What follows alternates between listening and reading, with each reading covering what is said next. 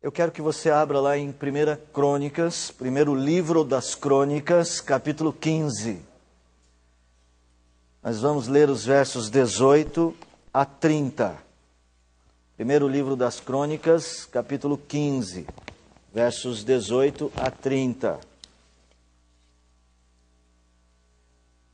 Estou falando errado, eu anotei no meu sermão, é 21, desculpa, eu anotei aqui 15, tem que corrigir aqui, ó. 21, 18 a 30. Primeiro livro das Crônicas, 21, 18 a 30. Esse é o famoso Ctrl+C, Ctrl+V. No meu sermão aqui, eu peguei da semana passada. Meus irmãos, uma passagem maravilhosa do Velho Testamento. Talvez uma dos episódios da vida de Davi mais conhecidos. Talvez você não tenha tanta familiaridade assim com a Bíblia, com esses trechos bíblicos do Velho Testamento. Mas aqui é uma das grandes passagens que mostram o amor de Davi, e eu vou até dizer a humanidade de Davi, porque aqui nós vemos Davi pecando contra o Senhor, Davi confessando o seu pecado ao Senhor e Davi louvando ao Senhor pela restauração. Essa é a passagem que Davi vai até, lá em Samuel, que é mais conhecido, né? A eira da Araúna. Aqui é chamada de eira de Ornã. Ele vai até este lugar e ele faz aquela célebre frase, né? Ele diz aquela célebre frase: eu não oferecerei a Deus sacrifício que não tenha me custado nada. Essa é a temática desse texto, o valor de Deus. O que pode te motivar a dar a Deus o melhor? Porque, irmãos, valor é uma coisa em nossa sociedade que está se perdendo, se diluindo. E é curioso, porque nós vivemos numa sociedade de consumo, em que tudo tem preço, tudo tem valor. Nós damos valores às coisas. Nós sempre daremos prioridades às coisas que nós mais valorizamos. Sempre será assim. A sociedade globalizada tornou o consumismo, o hedonismo, isto é, o prazer a qualquer preço, como as grandes experiências da vida, verdadeiras leis a serem seguidas. Só para você ter uma ideia, olhe para a crise mundial. Problema espalhado pelo mundo, problema de dinheiro, até países ricos passando por isso. Você lê nos noticiários, Espanha, Grécia. Sabe como é que as grandes corporações querem resolver o problema da crise mundial? Ajudando os países da África. Fazendo o quê? Não, investindo na infraestrutura dos países africanos. Que os miseráveis do mundo, de uma grande forma, assim, de uma certa forma, estão concentrados em muitos países da África. O que eles dizem? Precisamos dar à África a condição de fazer com que os seus miseráveis se tornem também consumidores. Eles querem ajudar, mas são tão bonzinhos, né? Querem que eles se tornem consumidores para que possam comprar os produtos que são fabricados em seus países. Olha a crise brasileira. Dizem que no Brasil, o Brasil é o país que diminuiu a desigualdade.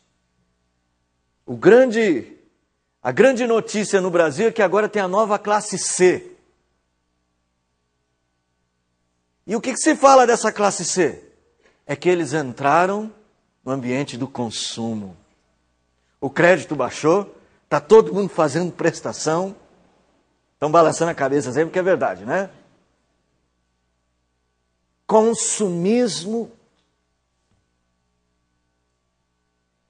Mas é curioso que em meio à crise, nós encontramos pessoas comprando coisas desnecessárias.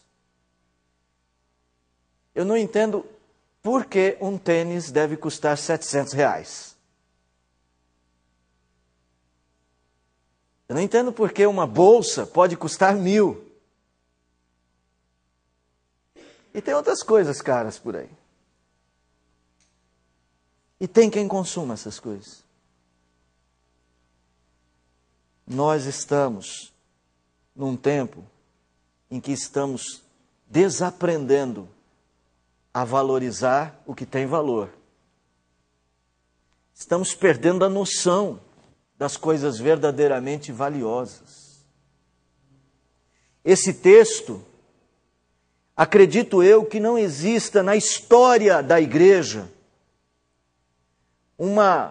um período da igreja em que mais nós precisamos olhar para um texto como esse. Acredito que não exista na história da igreja um período que tenha tanta necessidade de repensar sobre o valor de Deus como o nosso tempo. Deus não está ocupando espaço em nosso coração. Olhe para nós, temos mesmo valorizado Deus acima de tudo? Será que Ele é mais importante para nós que um bom almoço, que um passeio na praia, que um tênis novo, que uma nova casa, que um carro zero? Você compraria um terreno, aí eu fiz a conta dos 600, nós vamos ler já já, dos 600 ciclos de ouro. E se eu estiver certo, $1.124.585. Você compraria um terreno para oferecer um sacrifício para o Senhor?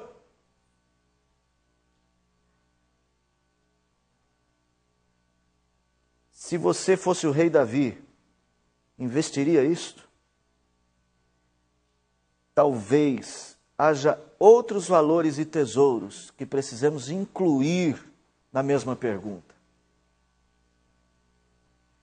Mas vamos ao texto e vamos perceber que Deus quer que o valorizemos e que entreguemos a Ele o melhor. Acompanhe a leitura. Verso 18. Então o anjo do Senhor disse a Gade que mandasse Davi subir para levantar um altar ao Senhor na eira de Ornã, o Jebuseu. Subiu, pois, Davi segundo a palavra de Gade, que falara em nome do Senhor.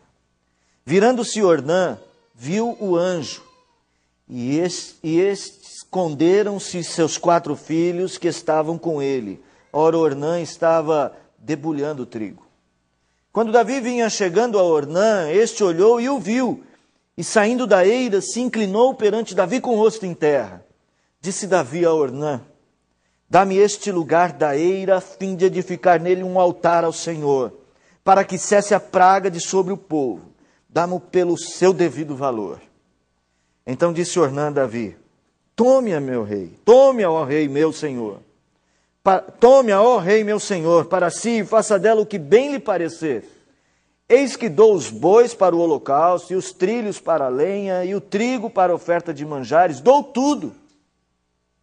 Tornou o rei Davi a Ornã: não, antes pelo seu inteiro valor a quero comprar, porque não tomarei o que é teu para o Senhor, nem oferecerei holocausto que não me custe nada.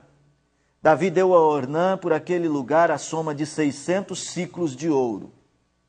Edificou ali um altar ao Senhor, ofereceu nele holocaustos e sacrifícios pacíficos e invocou o Senhor, o qual lhe respondeu com fogo do céu sobre o altar do holocausto. O Senhor deu ordem ao anjo e ele meteu a sua espada na bainha. Vendo Davi, naquele mesmo tempo, que o Senhor lhe respondera na eira de Ornã, o Jebuseu, sacrificou ali. Porque o tabernáculo do Senhor que Moisés fizera no deserto e o altar do holocausto estavam naquele tempo no alto de Gibeon. Davi não podia ir até lá para consultar a Deus, porque estava atemorizado por causa da espada do anjo do Senhor. Que Deus nos conceda graça para repensar o valor de Deus na nossa vida. Você precisa pensar nisso seriamente esta noite. Você precisa avaliar os caminhos do seu coração. Que espaço Deus está ocupando nas suas prioridades? De que jeito Deus é Deus para você? Pense nessas coisas. E eu quero dizer que esse texto pode conduzir você a repensar nisso e a descobrir de que maneira o Senhor pode se tornar um grande valor na sua vida. A primeira coisa que eu gostaria de compartilhar com os irmãos, nós vamos ver a partir da própria ideia do contexto dessa passagem. O que está acontecendo aqui? No capítulo de número 21, o rei Davi, contra a vontade do Senhor, ele se levanta e faz um censo em Israel. Davi está mais ou menos tentando contar e mostrar e reconhecer a sua força como rei. Ele tinha soldados, homens de guerra. Tinha uma grande população que agora o admitia como o rei daquela terra. Era o rei bem-sucedido de Israel. E o texto diz que até o general de Davi, chamado Joabe, falou: Senhor, não faça isso. Multiplique, Deus, o teu povo 100 vezes, mas não faça isso. Mas Davi estava disposto a verificar as grandes glórias que ele tinha alcançado. Neste momento, Davi está acolhendo no coração dele um outro Deus. Davi está pensando em si mesmo. Davi está elegendo um Deus no lugar de Deus na sua vida. Davi está tentando ver qual era a sua força. Por que Deus não queria que Davi fizesse o censo? Que mal há em fazer o censo? É que o espírito com que Davi se aproximava agora de Deus tinha um pouco de: eu consegui essas coisas. Eu venci. Deus já estava se tornando um valor menor para Davi. Deus precisa ensinar Davi a valorizá-lo. A primeira coisa que Deus faz é colocar no coração de Davi um santo temor. Eu quero que você, então, pense nisso. Para que você dê o seu melhor para Deus, você precisará aprender a viver em santo temor. A ideia de temor de Deus, ou temor a Deus na Bíblia, não é uma ideia tão romântica quanto algumas pessoas gostam de colocar. Ah, temor de Deus é respeito, é reverência. Pode ser que tenha esses elementos. Mas só para você ter uma ideia, quem gosta de abrir o texto bíblico, Provérbios capítulo 9, verso 10. Provérbios 9, 10. Olha como é importante o temor a Deus. Esse é conhecido, vamos ler juntos, vai. O temor do Senhor é o princípio da sabedoria, e o conhecimento do santo é prudência. Agora, você fala, não, está vendo, o temor do Senhor, a reverência. Mas vamos ver um outro texto. Agora, Hebreus, capítulo 12, verso 28 e 29. Hebreus 12, 28 e 29.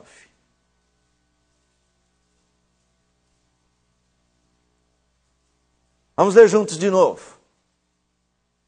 Por isso, recebendo nós um reino inabalável, retenhamos a graça, pela qual sirvamos a Deus de modo agradável, com reverência e santo temor, porque o nosso Deus é fogo consumidor. Eu já quero logo destacar que reverência e santo temor podem ser coisas próximas. Mas as duas coisas estão ligadas ao fato de Deus ser fogo consumidor. Mais um. Mateus 10, 28. Mateus 10, 28.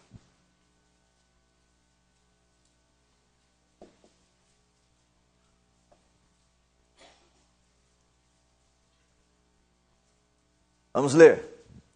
Não temais os que matam o corpo e não podem matar a alma.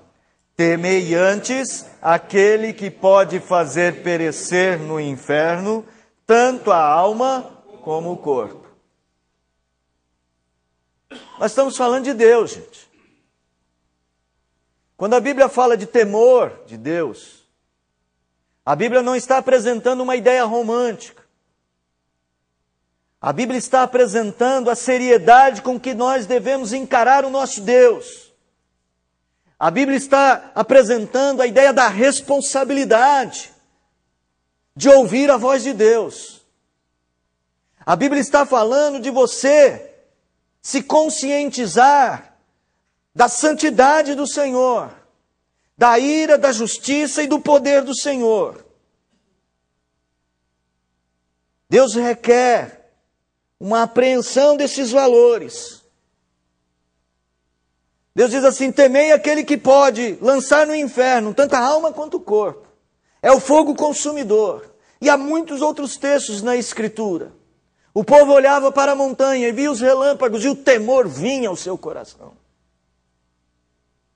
Deus precisou ensinar Davi a olhar para Deus não com olhos relaxados, não com um coração displicente. Deus ensinou Davi a olhar para Deus com seriedade. No capítulo de número 21, meus irmãos, depois que Davi fez o censo, Deus veio contra Israel. O texto do capítulo 21, verso 14 diz assim, vocês não fecharam Crônicas não, né? Se fecharam, volta lá. Então enviou o Senhor a peste a Israel, e caíram em Israel 70.000 homens. Davi estava contando seus homens. Davi estava contando seus exércitos. Davi estava olhando somente para si. Havia eleito um outro Deus no coração. E Deus falou: não, Davi, você vai aprender a temer o meu nome. Sabe por que às vezes a gente não dá valor? Sabe por que às vezes a gente não entrega o melhor ao nosso Deus? Porque temos posto outros deuses no nosso coração. E por que fazemos isso? Porque não temos temor do Senhor. Somos capazes de frequentar os cultos das igrejas ou da igreja, ouvir palavra após palavra e errar nos mesmos pontos que erramos antes, como se Deus não tivesse falado nada. Entra por um ouvido, sai pelo outro. Não muda nada. Temos de ter temor. Esse Deus a quem nos dispomos a ouvir. A decisão de oferecer a Deus um sacrifício que tivesse custo está diretamente ligada ao temor que Deus infundiu no coração de Davi. O verso de número 30 corrobora com isso. Olha só. Davi podia ir até o tabernáculo. É só para você saber o que é essa história do anjo. É melhor eu lembrar disso. Quem infundiu a peste foi o anjo do Senhor. O texto, voltando no verso de número 21, no capítulo 21, verso 16, levantando Davi os olhos, viu o anjo do Senhor que estava entre a terra e o céu, com espada desembainhada na mão, estendida contra Jerusalém. Então Davi e os anciãos, cobertos de pano de saco, se prostraram com o rosto em terra. É quando a gente tem uma visão de Deus e de sua santidade, de como Deus leva a sério o seu nome, de como Deus leva a sério o que Ele está fazendo com você. É que vem um santo temor.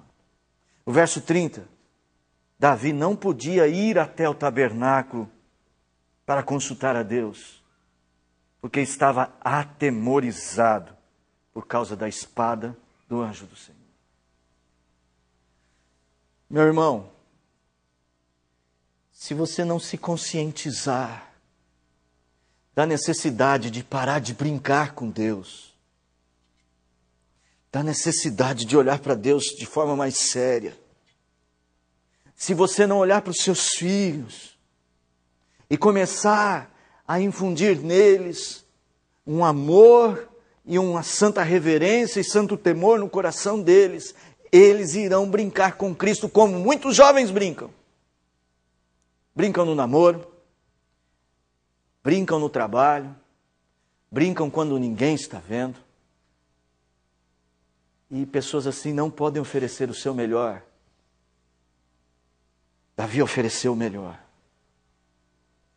Porque redescobriu o santo temor. O santo temor é algo muito importante.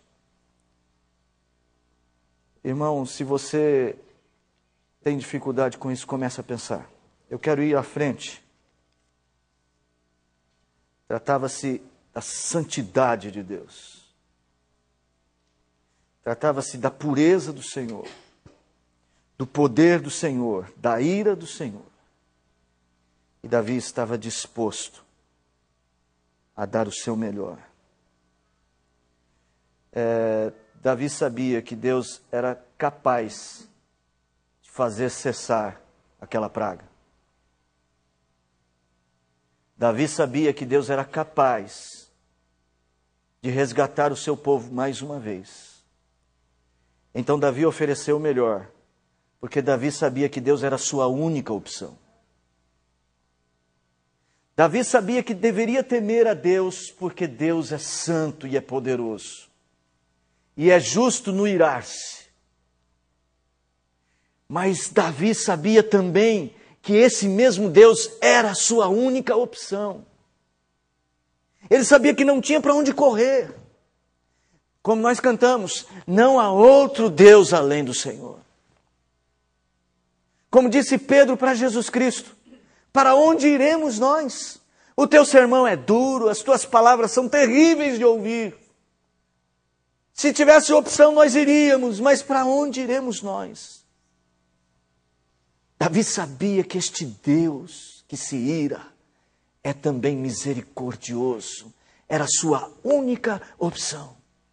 O temor do Senhor agora é o princípio da sabedoria. É o primeiro passo. Saber quem é o nosso Deus. Porque agora a sabedoria é entregar-se confiantemente ao amor do Senhor. E é isso que Davi vai fazer.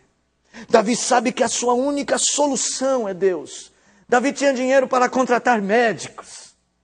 Morreram 70 mil, mas ainda temos mais de 400 mil homens de guerra em Israel. O exército ainda é muito bom, mas Davi sabe que não é isso que faz a diferença. Olha só como é que o texto vai se desenvolvendo. Vamos pegar alguns versos. Verso 19 diz assim: subiu, pois, Davi, segundo a palavra de Gade, que falara em nome do Senhor.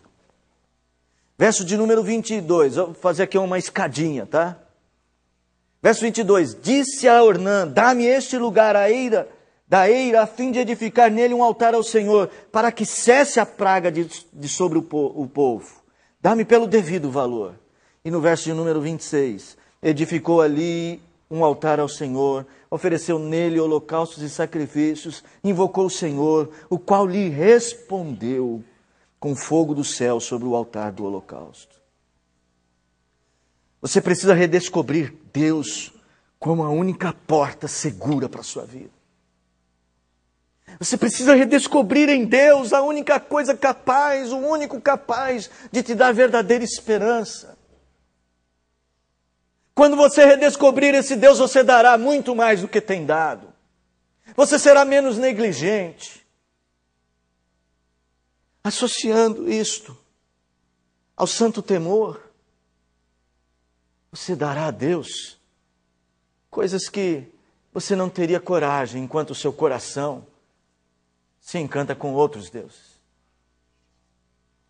Você não daria ao Senhor somente o tempo das migalhas. Você não daria ao Senhor somente o que sobra. Você não daria ao Senhor somente o resto da sua vida. Quando você redescobrir que Deus é tudo. E que se você tiver nessa vida por apenas um fio,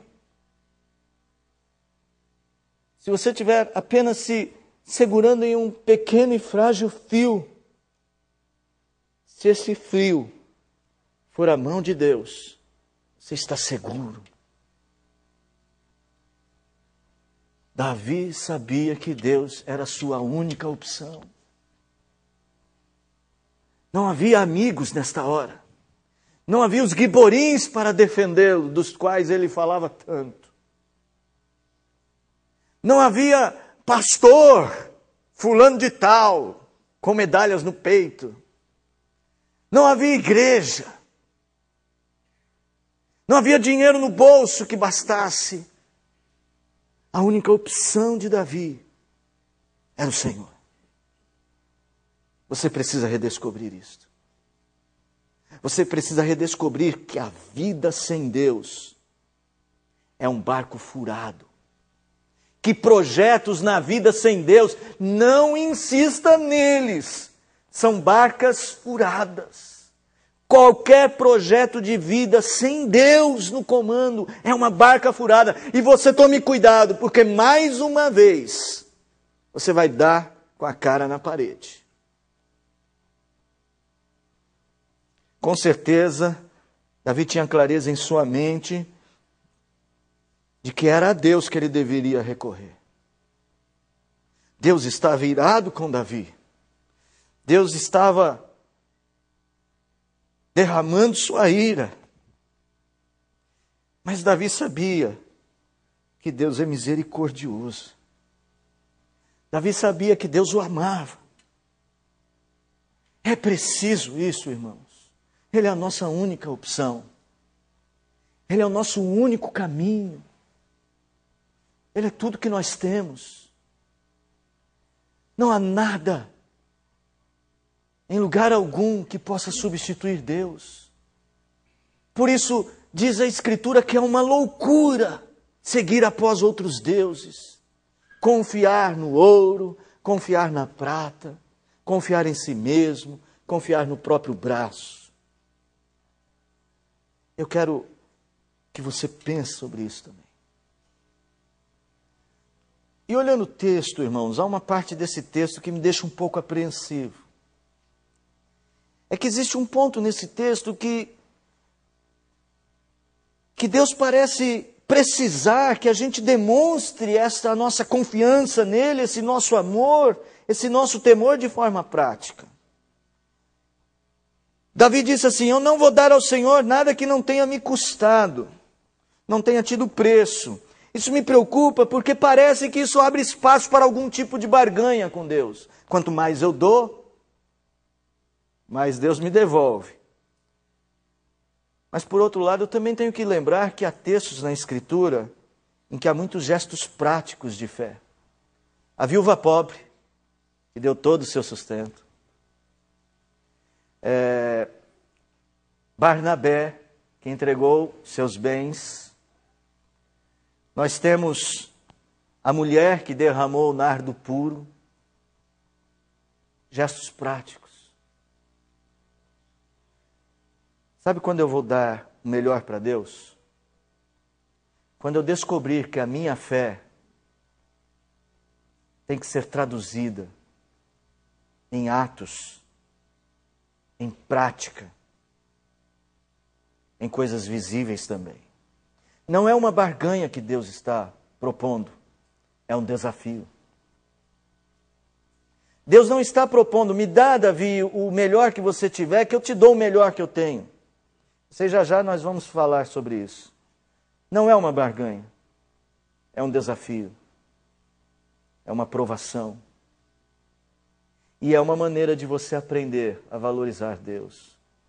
Quando você se despoja, quando você abre mão, quando você é capaz de dizer não para si mesmo, quando você é capaz de dizer não para coisas que você tem guardado, às vezes tradições pessoais. Irmãos, há pessoas que não estão se entregando a Deus por causa de tradições pessoais. Na minha família, pastor, lá a gente guarda umas tradições. Então a minha fé com Cristo vai até ali. Deus propõe desafios para que você troque essas coisas que estão dominando a sua alma para tê-lo inteiramente. Estou olhando para esse texto, meus irmãos, e percebo que Deus requer de nós também um envolvimento pessoal com as coisas que oferecemos a Ele. Veja só, Davi vai dizer para Ornã: Lá no verso de número 24. Não, antes pelo seu inteiro valor a quero comprar, porque não tomarei o que é teu para o Senhor, nem oferecerei holocausto que não me custe nada. Deus não precisa da eira de Araúna, Deus não precisa do holocausto, Deus não está interessado nos bois, Deus não está interessado no sangue, Deus não está interessado na lenha, Deus não está interessado em terreno, Deus não está interessado no ouro, Deus está interessado na vida de Davi, no coração de Davi. Deus está desejoso ter o coração daquele homem que por um instante da sua vida permitiu com que outro Deus fosse abrigado lá, o ego. Deus quer o coração deste homem de volta, porque Deus o ama. É por isso que Deus diz para você, meu amado: filho meu, dá-me o teu coração. Filho meu, dá-me o teu coração. Eu quero ser tudo que tome espaço na tua mente. Eu quero ser valorizado na tua vida. E por que é que Deus quer ser valorizado na nossa vida? Por que é que Deus quer ser o primeiro? Porque Ele é egocêntrico? É um Deus egocêntrico, o Deus a quem nós servimos? Não. É porque quando Ele for o primeiro em nosso coração, nós seremos verdadeiramente realizados, felizes, teremos encontrado a paz, teremos encontrado tudo o que nós precisamos, porque Deus é tudo, é o nosso Pai, é o nosso Criador, é o nosso Salvador, é o nosso Redentor. Oh, meus irmãos, e porque Deus quer isto para você, é que Ele ofereceu o melhor sacrifício, que foi a vida de seu próprio filho. Entenda isto. É por isso que eu estou te dizendo que não é uma barganha. Deus quer que você dê o melhor, porque você tem entendido que Ele deu o melhor por você. Não poupou o seu próprio filho, porque te ama. Porque para você dar o melhor para Deus, você precisa que Ele toque o seu coração. Você precisa que Ele mude a sua vida. Porque você não vai fazer isto apenas porque eu estou te convencendo, ou apenas porque alguém vai te convencer. Você só vai fazer isso quando Deus mudar quem você é. Quando Deus mudar os valores que estão dentro de você. Quando aquelas coisas pequenas, quando aquelas coisas que deixaram de ser preciosas, como as coisas que nós compramos, e até mesmo as coisas que nos cercam, como até mesmo as pessoas. Quando tudo perder o valor, e só Deus estiver dando valor a essas coisas. Preste atenção. As coisas não deixam de ter valor, mas elas assumem um verdadeiro valor quando Deus é o grande valor da nossa vida. Quando Deus assume a primazia, eu entendo melhor o que é família, aí eu cuido melhor da família. Eu entendo para que serve o dinheiro, e aí eu estou pronto para zelar da mordomia de cristã. Eu entendo o que é a saúde, o que é a própria vida, eu entendo até o que é a igreja, e estou pronto para fazer o melhor com as coisas que Deus me deu. Estou pronto para os desafios práticos.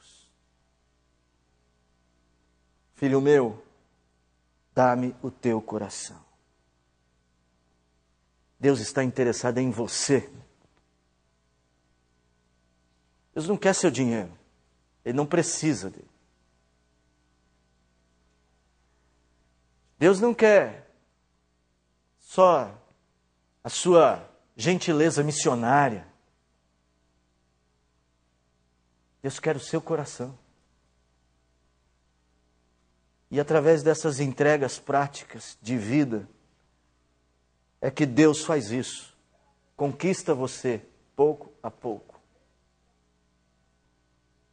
Deus está interessado em ser o seu melhor. Fazê-lo o melhor para nós é dar o melhor para Ele. Deus está tão interessado em você que Ele deu o melhor dele por você. Você não sente vergonha? Eu sinto. Como a Ana Beatriz deu para mim. Não houve um homem, um rei como Josias, que amou o Senhor de todo o coração, de toda a alma, de todas as forças. Nunca houve um homem assim. Se Deus tivesse que fazer uma frase sobre a sua vida, como que Ele falaria de você e do seu amor? Eu vejo nesse texto um desafio. Não um desafio de procurar coisas caras para dar para Deus, ou de tentar fazer coisas incríveis para convencer Deus. Penso que o grande desafio desse texto é o de nos levar a temer a Deus, amá-lo acima de tudo, redescobrir que Ele é a nossa única opção. E o desafio sim, fazer uma entrega completa para Ele.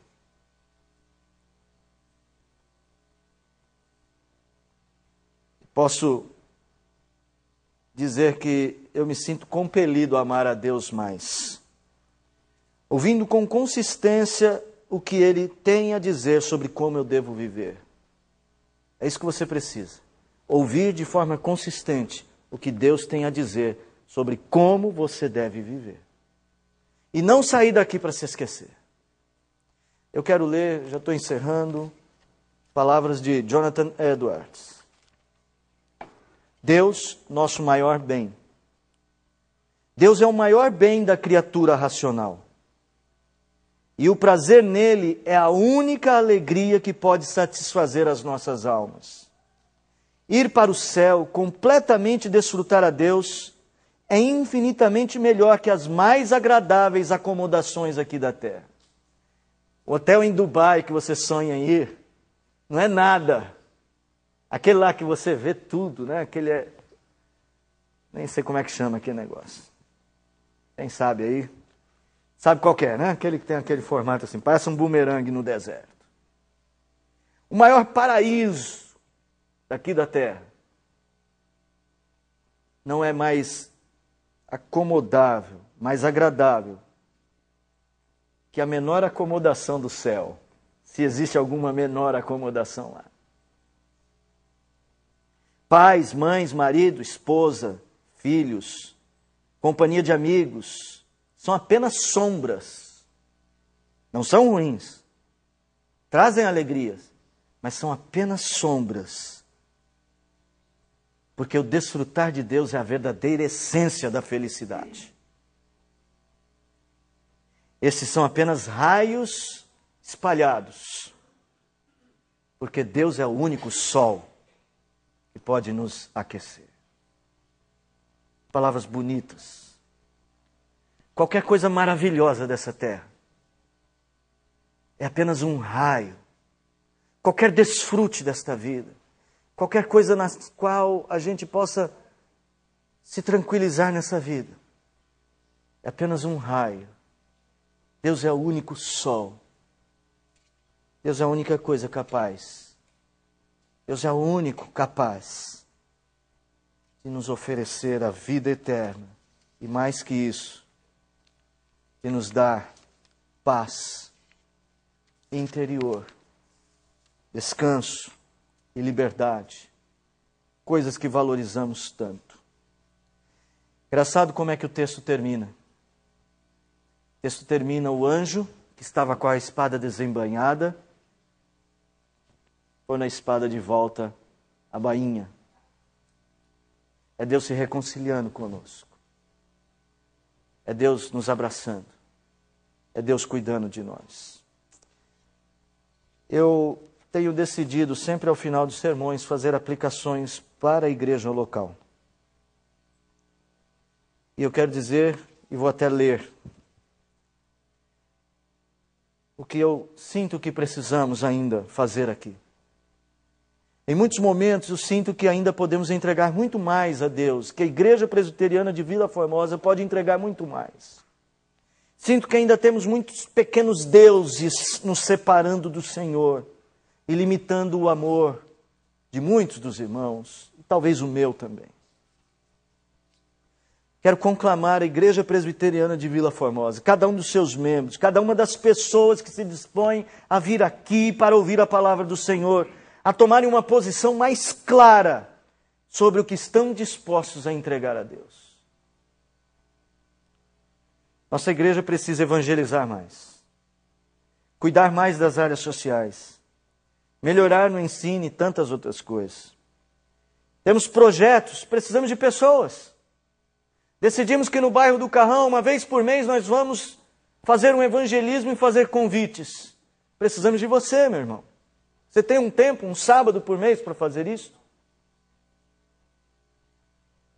No Parque das Flores, você tem, quem sabe, um domingo para esquecer o conforto desses bancos aqui, ir lá para o Parque das Flores, para ajudar a evangelizar, fazer visitas lá.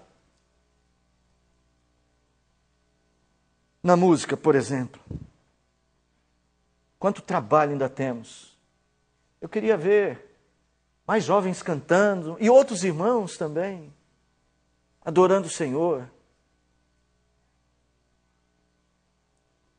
Ofertas para a reforma, envolver-se com as crianças, com os mais idosos, pessoas para trabalhar com a terceira idade, pessoas para se envolver com o bairro, em nome de Jesus, em nome da igreja.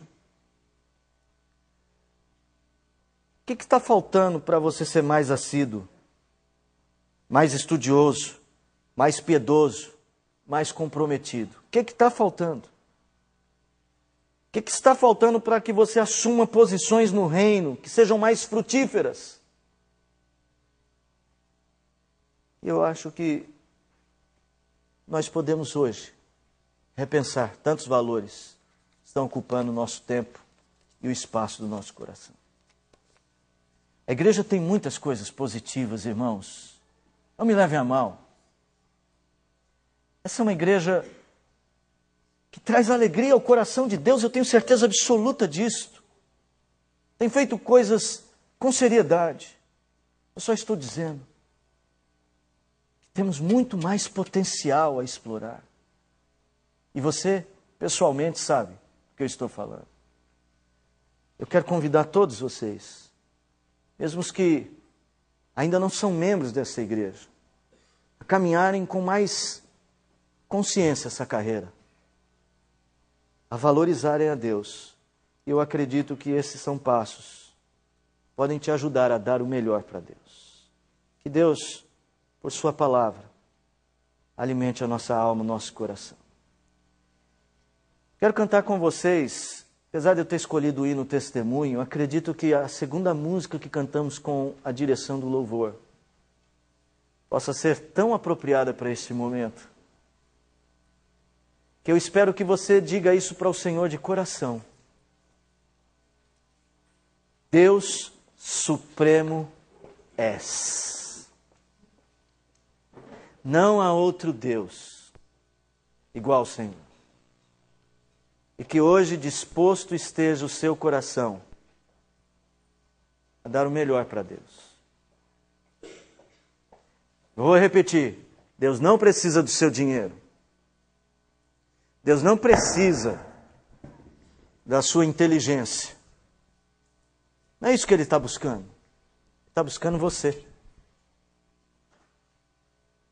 Seu coração. Filho meu, dá-me seu coração. Vamos ficar em pé para cantar.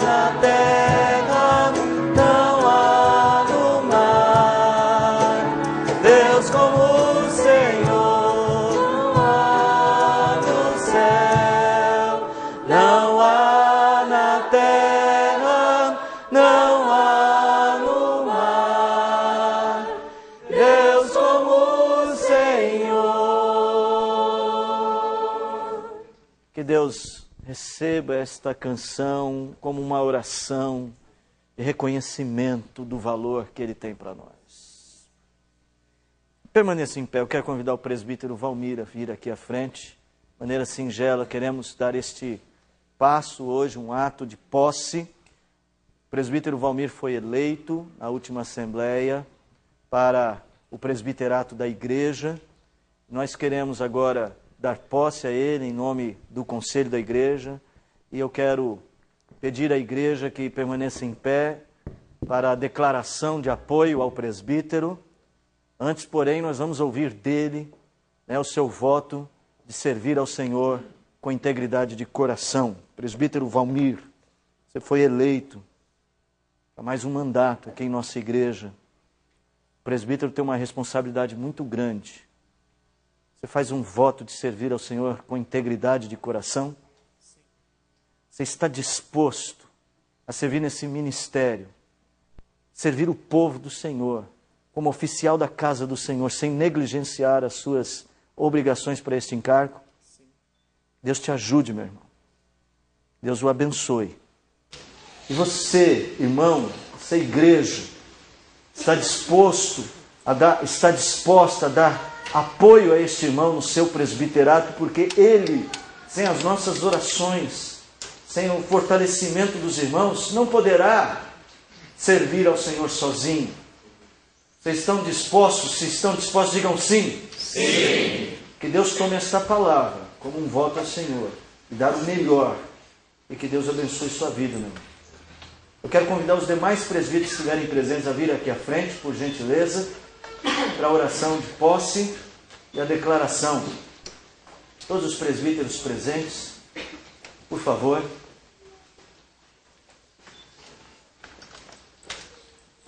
Quero pedir ao presbítero Eldo que faça a oração pelo irmão, nosso vice-presidente, faça essa oração. Presbítero, faça essa oração e a seguir a oração do irmão declararemos em nome do Pai, do Filho e do Espírito Santo a posse. Pai, obrigado, Senhor Deus, por este culto, obrigado por esses momentos que o Senhor nos proporcionou na Tua presença, Pai.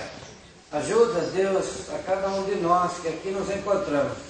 Ao sairmos daqui, ó Pai, ter um compromisso maior contigo, ó Deus, de vivermos uma vida de temor a Ti, ó Pai. Amém, uma vida de amor a Ti e a Tua palavra, de cumprirmos, ó Deus, a nossa obrigação como filhos Teus, como servos Teus. Amém. E nesse instante, ó Deus, como estamos aqui na frente para declarar posse ao nosso amado irmão Valmir, que mais uma vez foi eleito para mais um mandato, ó Deus, no encargo do presbiterato desta igreja. Rogamos sobre a sua vida as mais ricas bênçãos do céu. Assim como Tu já tens usado o Teu servo, ó Deus, nesse local, ó Deus, para glorificar o Teu nome.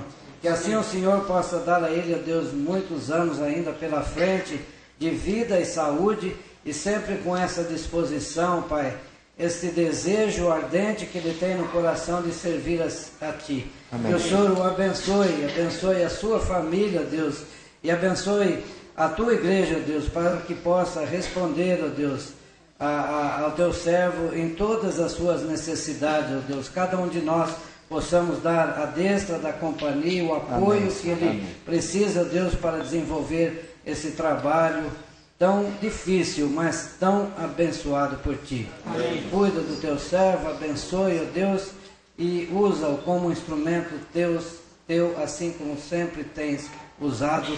Nós Te rogamos em nome de Cristo Jesus, com perdão dos nossos pecados. Amém, Senhor. Amém. Caro presbítero Valmir Gonçalves, em nome do Pai, do Filho e do Espírito Santo, declaro empossado ao ministério, o presbiterato desta igreja, o ofício de presbítero, que o Senhor o abençoe. Receba a nossa destra de companhia dos demais colegas.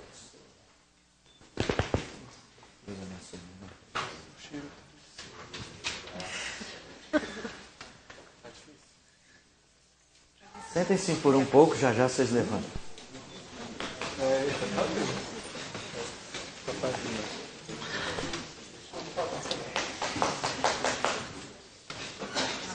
Gente, na hora de nada. Você fica com a glória a Deus da misericórdia.